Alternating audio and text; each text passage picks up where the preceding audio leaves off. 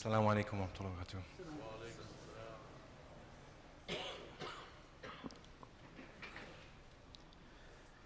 الله أكبر الله أكبر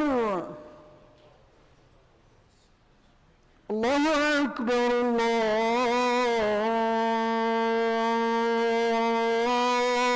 الله أكبر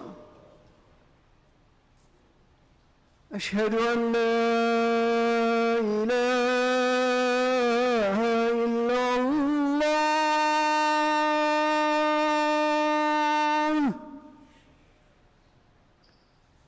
أشهد أن لا إله إلا الله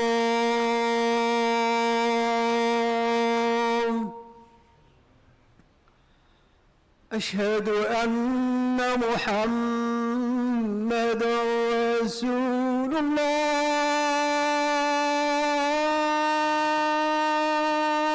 الله أشهد أن محمدًا رسول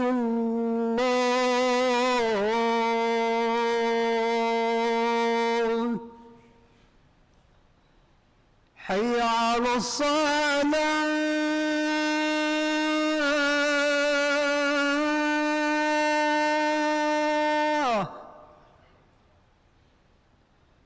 حي على الصلاة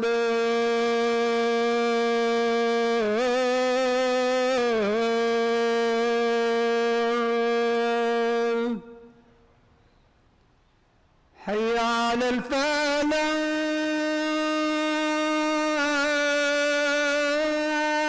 الفلاح حي على الفلاح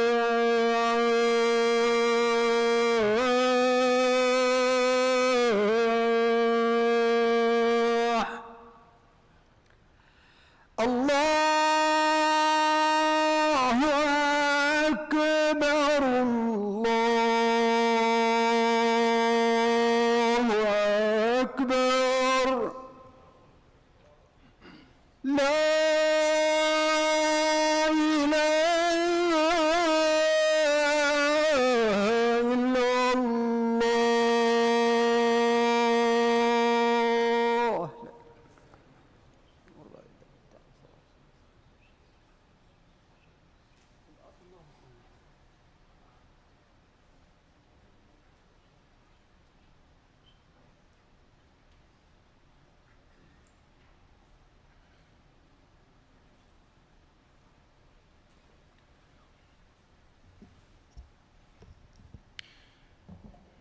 إن الحمد لله نحمده ونستعينه ونستغفره ونستهديه ونؤمن به ونتوكل عليه ونعوذ بالله من شرور أنفسنا ومن سيئات أعمالنا من يهده الله فلا مضل له ومن يضلل فلا هادي له وأشهد أن لا إله إلا الله وحده لا شريك له وأشهد أن سيدنا وحبيبنا وشفيعنا وقدوتنا وأسوتنا وقائدنا وأستاذنا ومعلمنا محمدًا عبده ورسوله وصفيه وخليله المبعوث رحمة للعالمين أما بعد فقد قال الله سبحانه وتعالى في كتابه الكريم بعد أعوذ بالله من الشيطان الرجيم بسم الله الرحمن الرحيم يا أيها الذين آمنوا اتقوا الله حق تقاته ولا تموتن إلا وأنتم مسلمون وقال تعالى أيضا يا أيها الناس اتقوا ربكم الذي خلقكم من نفس واحدة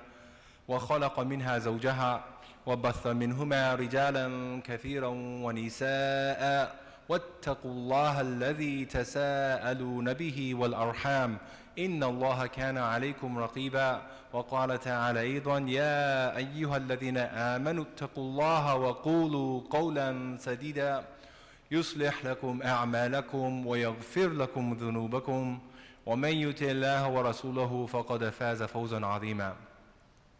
We start by praising Allah subhanahu wa ta'ala the exalted and seeking His forgiveness and seeking His help in all that we do.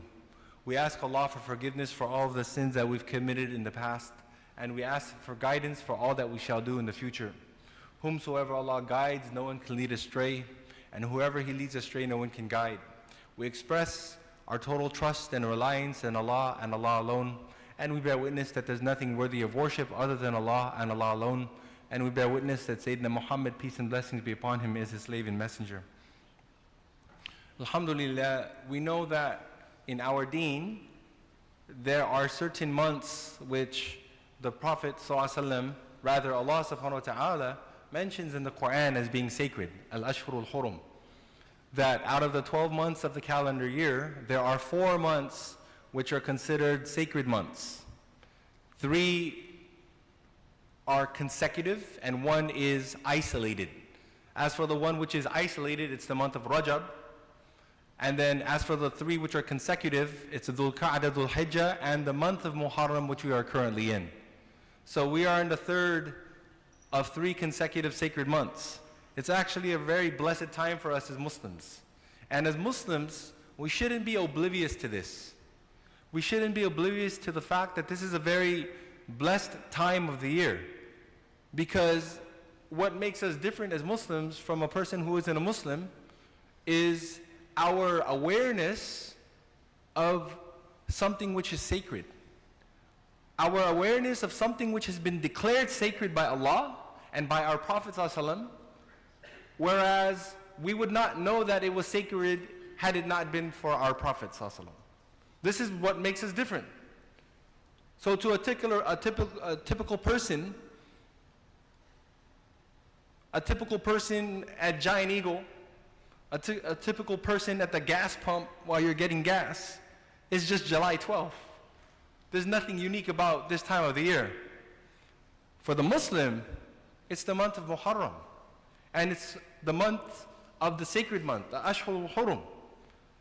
And these are the type of things which we really have to give attention to. Because in a time when most people are oblivious to it, those people who are aware of it will have special mercy from Allah, special rewards from Allah. Imagine now, for example, if you went through a lot of trouble to make dinner for a family gathering or for just a regular night perhaps, and everyone's eating, no one notices, mashallah, how much work you put into the kitchen. Alhamdulillah, as parents, we don't expect it. But that one child comes to you and say, mashallah, baba, mommy, ummi, the food was delicious, subhanallah. Then it just melts their heart. Everyone else just eating, go back to the room, back on their phone. But there's that one person who maybe notices. It's very touching. In a time now where many of us as Muslims are completely oblivious to the blessed times of the year, blessed circumstances that we find ourselves in.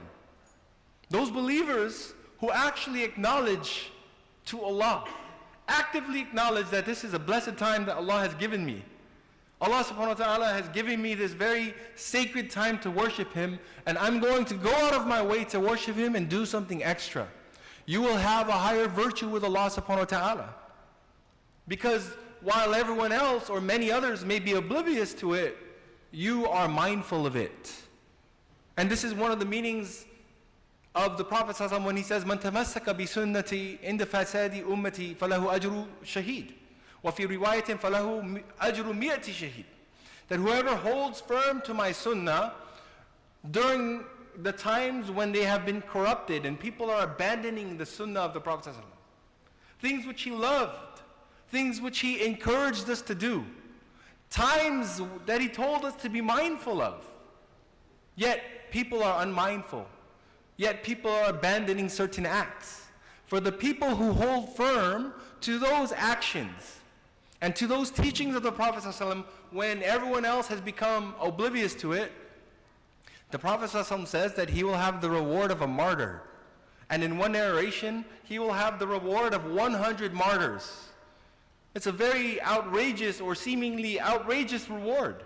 That how can a person, for following a sunnah, get the reward of a martyr, let alone 100 martyrs? And some of the ulama, one of the explanations they have given to this is because in order to hold fast and hold firm to the sunnah and the teachings of the Prophet ﷺ, it's actually very difficult. It's very difficult. Oftentimes you might get ridiculed in society. You might get ridiculed at work. You might get ridiculed at school. People may say things to you simply because you are trying to hold firm to the Sunnah.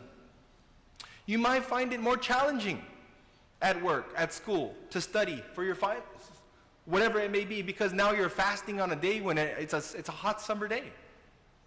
It's a hot summer day, yet here you are trying to hold fast and hold firm to the Sunnah teachings of the Prophet ﷺ.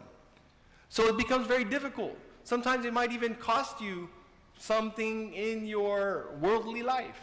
Maybe because you had to do some extra worship, you overslept for a job interview, or you didn't study as well for a final exam, or you weren't able to close a final sale or something like this. You sacrifice something. It's hard to do those things regularly.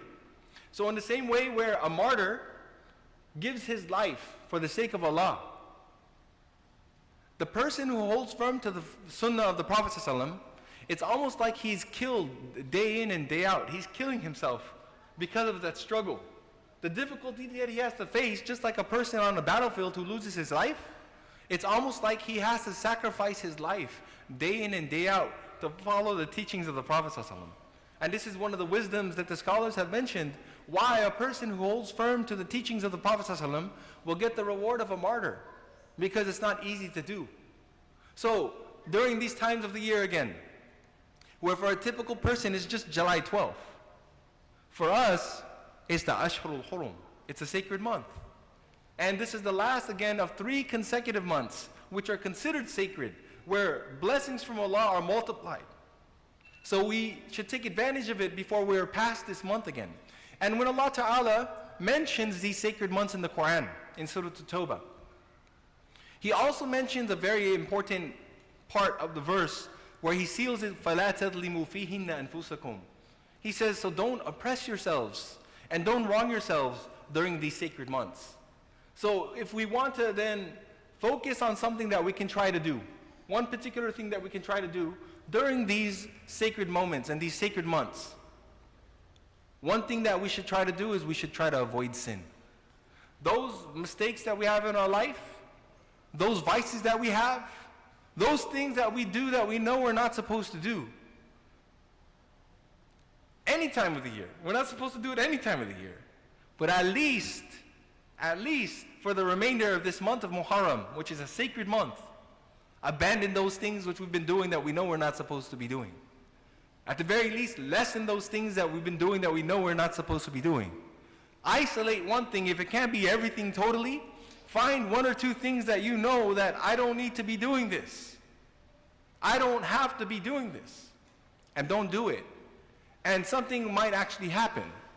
If you are disciplined enough, if we are disciplined enough to give something up during these sacred months until the end of Muharram, you might actually stop doing it for good. It might actually happen. People sometimes they underestimate Allah's mercy. They underestimate Allah subhanahu wa ta'ala's power. And they think that I'm weak. And it's almost like a cop-out sometimes. I'm weak. I'm sorry. Don't judge me. I'm weak. I know it's wrong. I know it's haram, but what can I do? I'm trying. I'm doing this at least. At least I don't do that. And we try to justify why we do certain things. Instead of trying to justify, try to give something up that you know you're not supposed to do for a day. Try to give it up for a week. Try to give it up for the rest of this month of Muharram, which is a sacred month. And something might actually happen where Allah cleans your heart from that.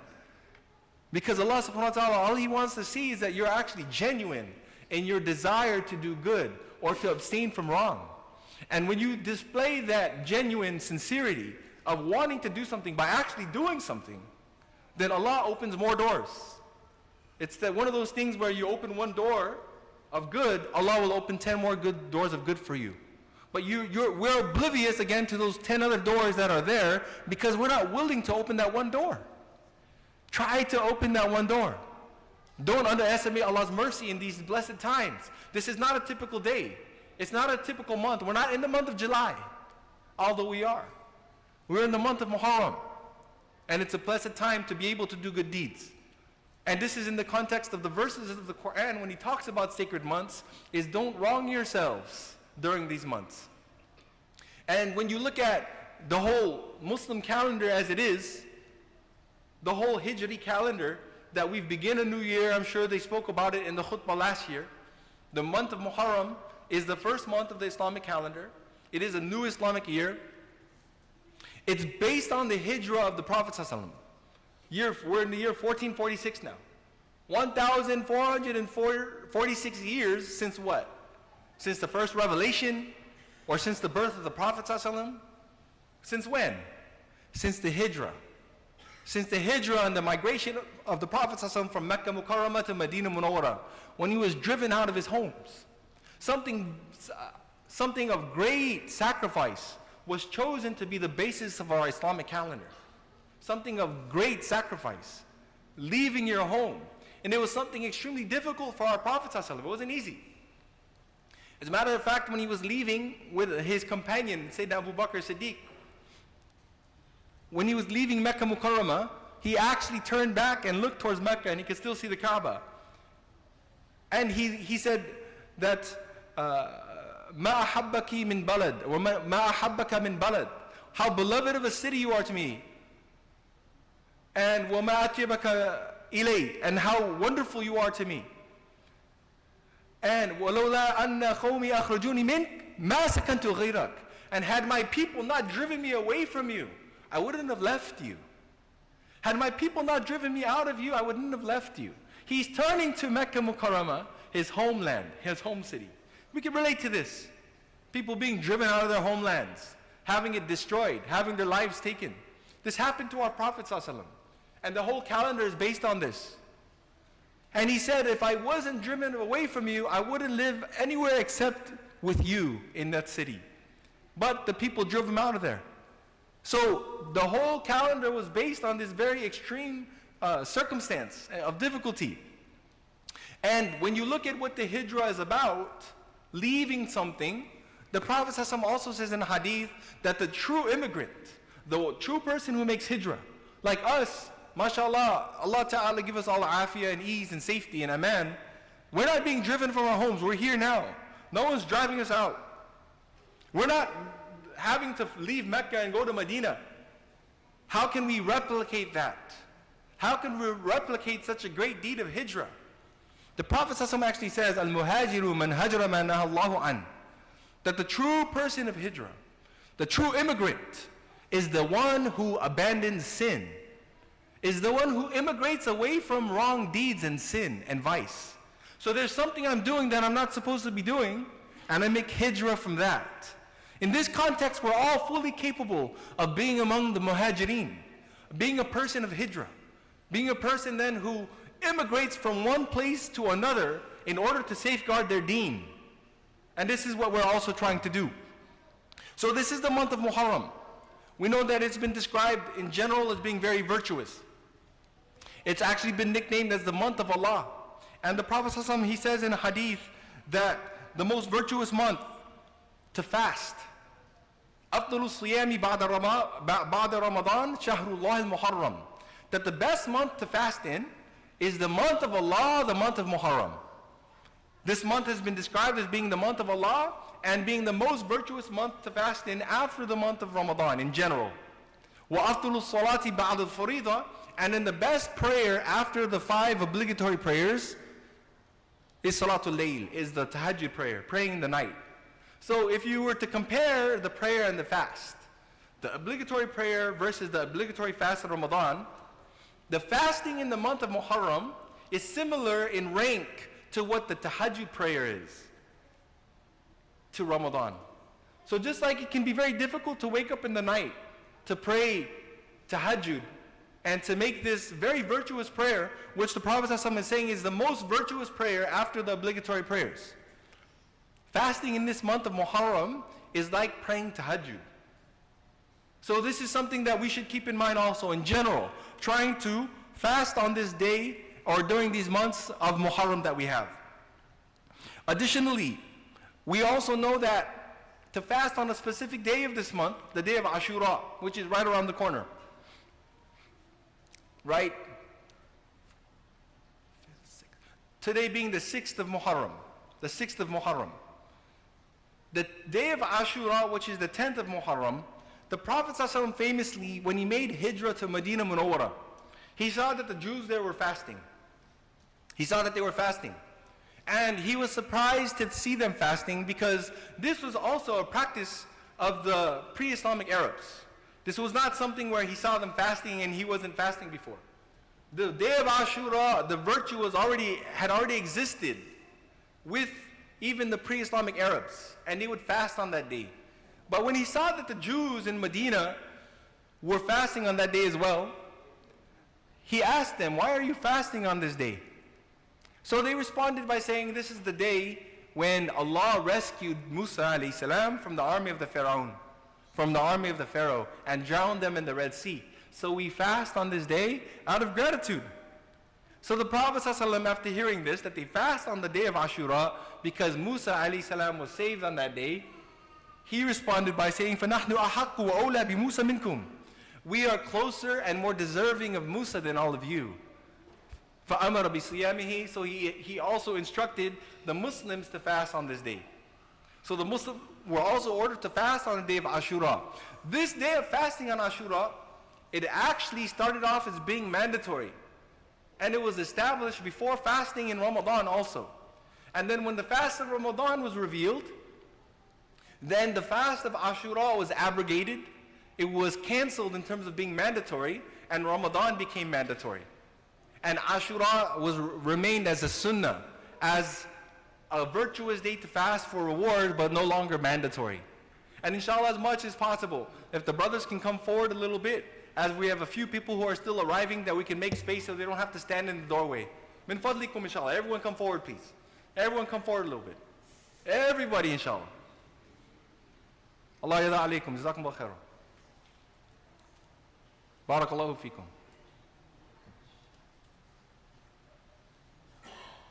إذا قيل لكم في المجالس تفسحوا في المجالس فافسحوا يفسح الله لكم.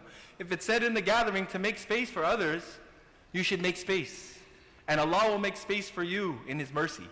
So for everyone who came forward, may Allah make space for you in His mercy. Ameen ya Rabb. So Alhamdulillah, the Prophet ﷺ saw them fasting and he said, we're closer to Musa than all of you. So he commanded the Muslims to fast, and then eventually when Ramadan became established, Ramadan was mandatory and the day of Ashura became a sunnah, and it was no longer obligatory. Now the Prophet ﷺ also said about fasting on the day of Ashura that أَحْتَسِبُ عَلَى اللَّهِ أَن يُكَفِّرَ سَنَتَكَ الَّتِي قَبْلَهُ. That whoever fasts on the day of Ashura, I have hope from Allah that He will forgive the entire sins of the past year. So again, this is a new year, right?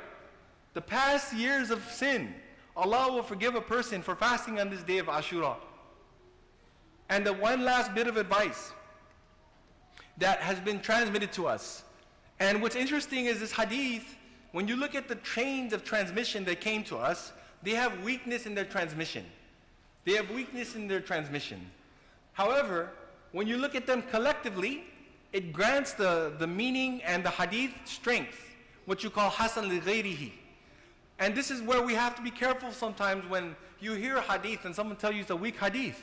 They may actually be true and it may actually be weak, but that doesn't mean that it's wrong. A hadith can be weak, but still expected and worth following with virtue. So the Prophet ﷺ mentions, "Man wasa'a ala ayalihi fi yawmi Ashura wasa'a Allahu alayhi as-sanata kullaha." That whoever spends on their family on the day of Ashura, meaning more than normal, then Allah will spend on that person for the rest of the year and put blessings in their rizq and in their sustenance. And you look at them, not just the hadith, as we have a living tradition. We're not just the people of the book, where you quote a hadith from a book and you say this is what we do, this is what we don't do. We are a living tradition that you can follow the generations throughout the past and see how they acted upon these ahadith. And one of the things that you find, for example, from Sufyan ibn Uyayna, rahimahullah, who was a great muhaddith, he said, I acted on this hadith for the past 50 or 60 years. And I've always seen the benefit of acting on this hadith. What is the hadith again? That whoever spends on their family on the day of Ashura, all will spend and expand for that person for the rest of the year. So this is something which we should keep in mind also. That on this day of Ashura, the 10th of Muharram, which is coming up this coming Tuesday, we should try to fast on that day, number one, and then try to spend a little bit on our family. That might mean getting them some extra dessert when they make their futur, when they make iftar, or getting them some nice dinner to break their fast with. Doing something, it doesn't have to be much, it's not meant to be extravagant. We're not here to like throw a party and a celebration. Rather, it's just spending a little bit more than you normally would. Then Allah Ta'ala, inshallah, will also expand for you for the rest of the year. May Allah Ta'ala make it easy for myself and all of us to do that. It's a very blessed time. I'm sure they may have mentioned throughout the week also, along with fasting the 10th of Muharram, you should add one day before or after. So either the Monday or Wednesday, after or before the Tuesday, so that we differentiate ourselves from the Jews who would fast only one day. So the last bit of advice, try to add one day of fasting to the day of Ashura on Monday or Wednesday. If you cannot, and it's really difficult for you to fast, there's nothing wrong with at least fasting on the day of Ashura, which is Tuesday. Wafaqakumullah wa iyaya. May Allah give you all the tawfiq to do that, and myself wa akhiru da'wana, and alhamdulillah rabbil alameen.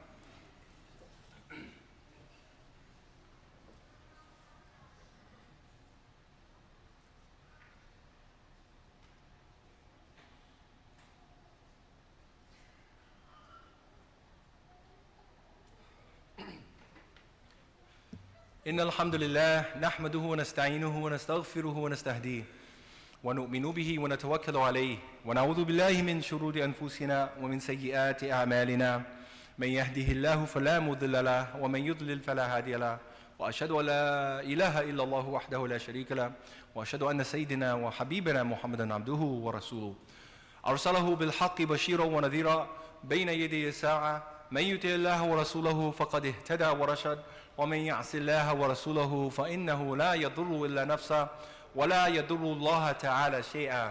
أعوذ بالله من الشيطان الرجيم.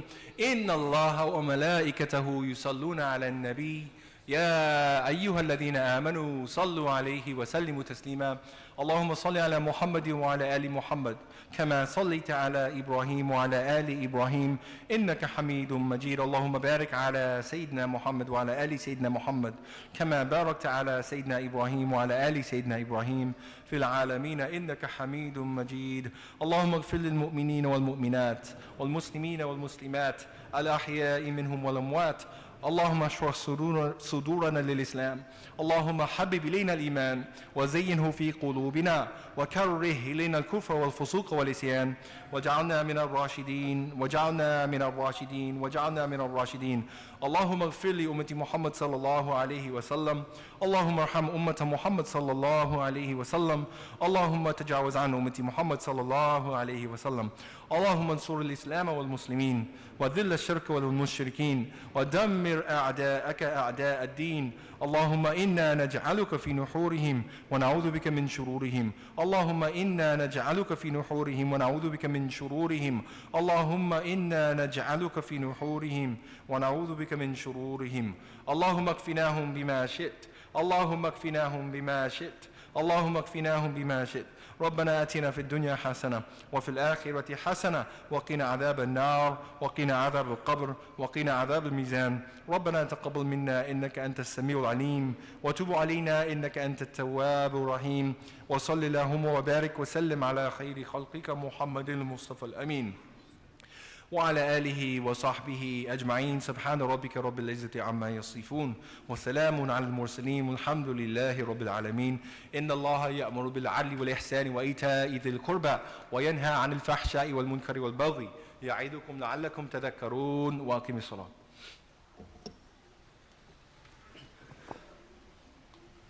الله أكبر الله أكبر. أشهد أن لا إله إلا الله. أشهد أن محمدا رسول الله. حي على الصلاة حي على الفلاح. قد قامت الصلاة قد قامت الصلاة الله أكبر الله أكبر لا إله إلا الله.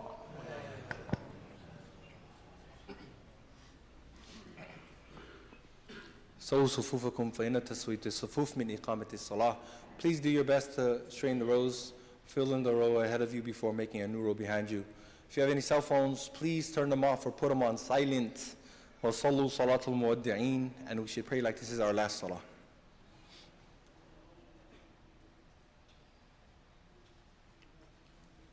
Allahu Akbar.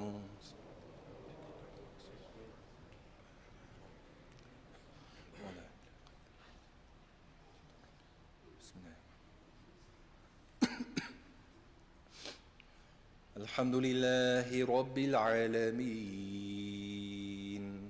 الرحمن الرحيم مالك يوم الدين إياك نعبد وإياك نستعين اهدنا الصراط المستقيم صراط الذين أنعمت عليهم غير المغضوب عليهم ولا الضالين.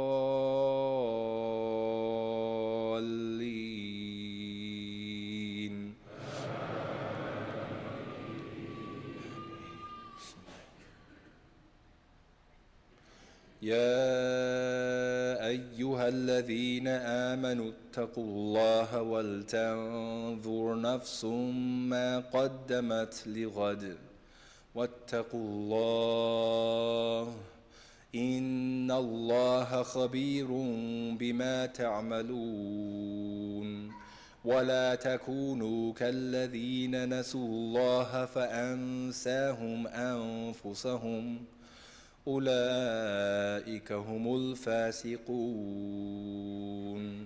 لا يستوي أصحاب النار وأصحاب الجنة أصحاب الجنة هم الفائزون لو أنزلنا هذا القرآن على جبل لرأيته خاشعا متصدعا من خشية الله وتلك الأمثال نضربها للناس لعلهم يتفكرون هو الله الذي لا إله إلا هو عالم الغيب والشهادة هو الرحمن الرحيم هو الله الذي لا إله إلا هو الملك القدوس السلام المؤمن المهيمن العزيز الجبار المتكبر سبحان الله عما يشركون هو الله الخالق البارئ المصور له الأسماء الحسنى يسبح له ما في السماوات والأرض وهو العزيز الحكيم الله أكبر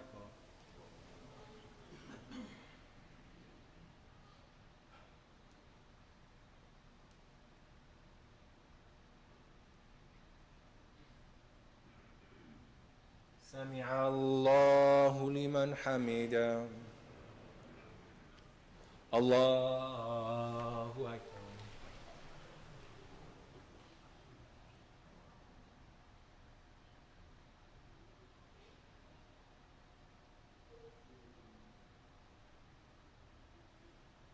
الله أكبر الله أكبر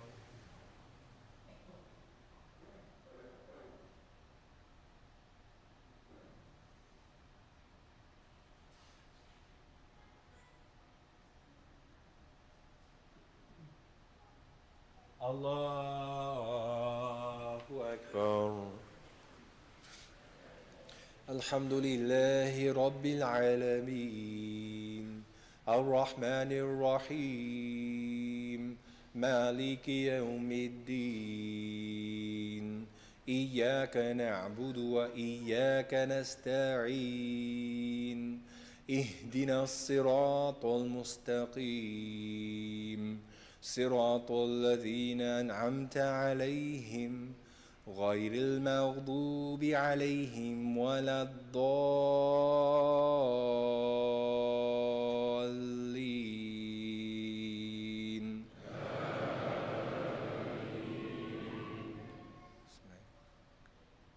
ألم نشرح لك صدرك ووضعنا عنك وزرك الذي أنقض ظهرك ورفعنا لك ذكرك فإن مع العسر يسرا إن مع العسر يسرا فإذا فرغت فانصب وإلى ربك فارغب الله أكبر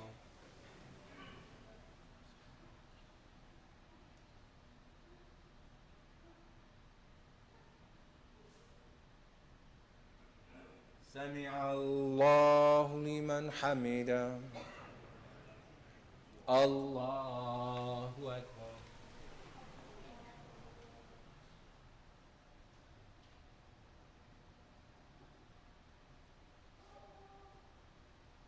الله أكبر الله أكبر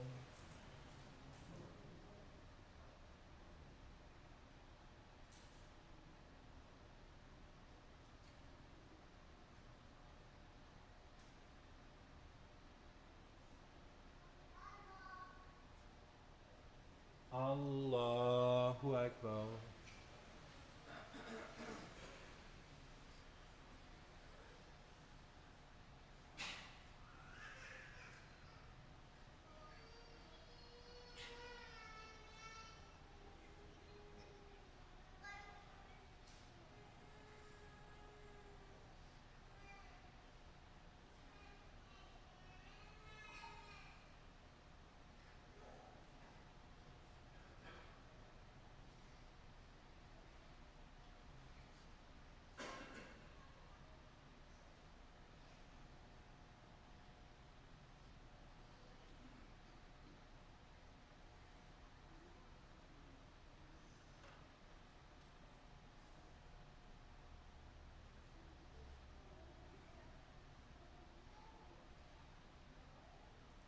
السلام عليكم ورحمة الله السلام عليكم ورحمة الله الله